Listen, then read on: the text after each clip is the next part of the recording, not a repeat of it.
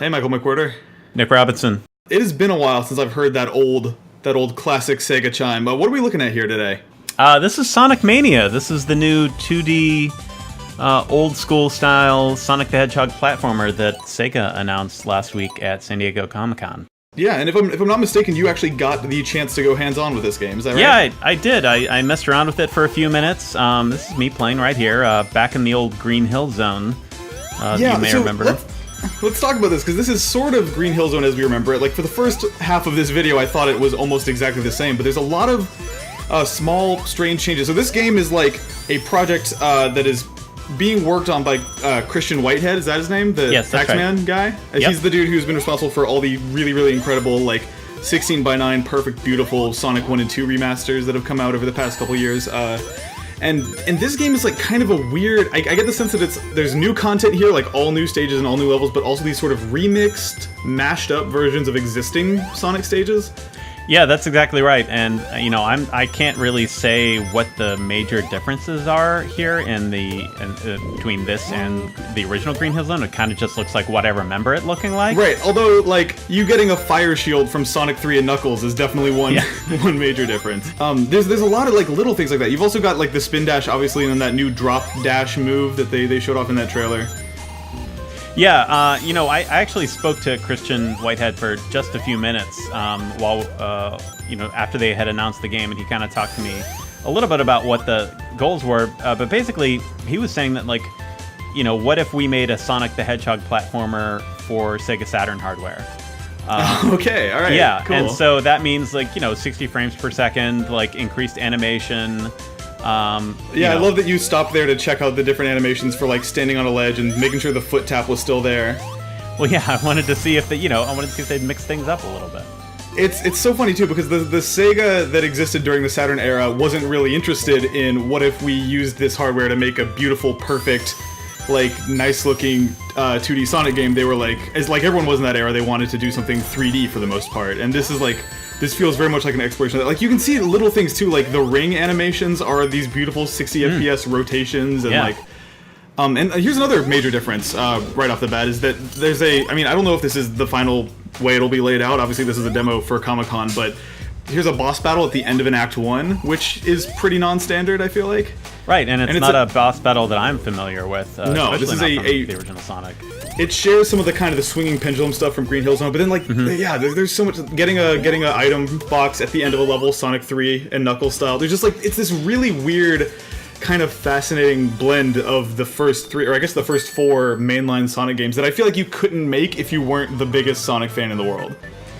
Yeah, I feel like that this is just the kind of game that, when people say they want a 2D platforming Sonic game, that this is actually what they're looking for. They're basically looking for somebody to hit all the good nostalgia notes, but then give them something new. And so, like, this section that we're looking at right now, which is called Studiopolis, is kind of like the classic Casino Zone Sonic the Hedgehog stuff, but with a little bit of, like, Hollywood, Japanese flair. Yeah, it's really weird. It's almost reminiscent of, like, I guess Mega Man 9 in terms of this painstakingly authentic, like, almost feels like somebody discovered a lost Sonic game or something. Yeah, totally. And I've noticed, like in editing this footage together, I've just found, like, there's so many weird little references to, like, Sonic lore and Sonic culture. There's, like, a moment coming up in a little bit where he goes in a popcorn machine, and it's, like, the Sega Sonic popcorn maker that actually physically existed in Japan. That it just, like, there's so much love and affection for this era of Sonic in this game. And as somebody who really loved those first few games and has kind of fallen off the franchise in a big way, the more I watch this, the more excited I get that this is, like, kind of what I've been asking for. Yeah, it's that kind of stuff, those deep cuts, that I think is going to be the most interesting thing for Sonic fans. And, I think it'll be really interesting to see how people respond to this. And, I was just reading a thread somewhere where somebody was talking about how I went back and played the original Sonic the Hedgehog, and it wasn't that great. And it'll be interesting to see how they kind of modernize this and kind of tap into people's memories of what Sonic is and give them something just slightly different, slightly better. Yeah, it's really interesting to me because I feel like this is also the one thing Sega hasn't tried, right? Like, Right. Sonic 4 was them getting 70 to 80% of the way towards this, and this is them just being like, all right, what if we did literally exactly what people say they want? Let's find out if this is actually what people are interested in or not, if there's demand for it, if it's something people are so interested in playing. But like, I don't know, watching this footage as somebody who has played Sonic 3 and Knuckles an embarrassing number of times, so far I'm like so on board with this. It's ridiculous. It's tapping into like the version of me that's still in there that was like a 9-year-old kid running a Sonic the Hedgehog GeoCities fan page that I had almost forgotten was in there. It's a very good feeling. Yeah, just playing it, by the way, since we haven't really talked about that too much, I mean, it plays exactly like what you think a Sonic the Hedgehog game is going to play like, too, with all of its kind of like warts and all, it's... Right. It's got that kind of like not quite perfect, not quite polished platforming. Sonic controls just the way you expect him to, and I was impressed. I mean, it also just looks really beautiful. It's beautiful, yeah. I mean, it's funny, you mentioned like the movement and the controls and the momentum, and Sonic definitely, the old Sonic games had that kind of stop and start thing to them, but I feel like the problem with so many of the modernizations of 2D Sonic, like Sonic 4, Sonic 4 Episode 2, Sonic Generations also had this problem, I think. The momentum never felt right, like it just, the controls weren't there for me. It didn't feel like what I think of Sonic feeling like. And this, if what I'm seeing can be believed and what you're saying is true, seems to feel the way I want a Sonic game to feel, which is extremely exciting.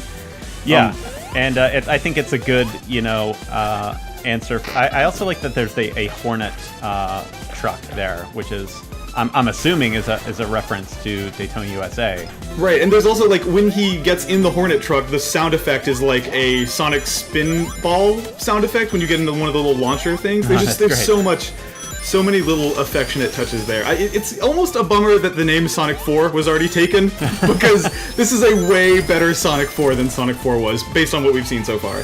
Did you get a sense if there's any like bonus zones or like any of that stuff, like any special stages that there are to explore?